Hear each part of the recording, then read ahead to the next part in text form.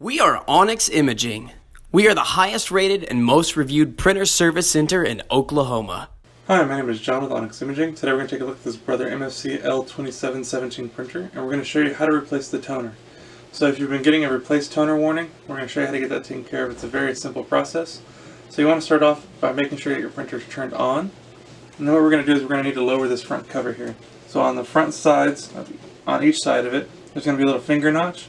And just pull down on the finger notches and you can lower this front cover. And then when you look down into the machine, you'll see a handle right in the middle. We're just going to grab that handle, lift up slightly, and pull straight out. And now what you've actually done is pulled out both the drum and the toner together. So now we need to separate our toner cartridge from our drum in order to replace it. And to do that, you push on this little green button on the front left side of the drum. Once you do that, you can lift and rotate the toner straight out of the drum. So what you'll do is unpack and get your new toner cartridge ready to go. Once you have your new toner cartridge ready, you're just going to install it into your drum, slide the front of the toner in, and then press down until it clicks firmly down into place. So now that once you have the toner reseated into the drum, we can go ahead and install this whole unit back inside the printer.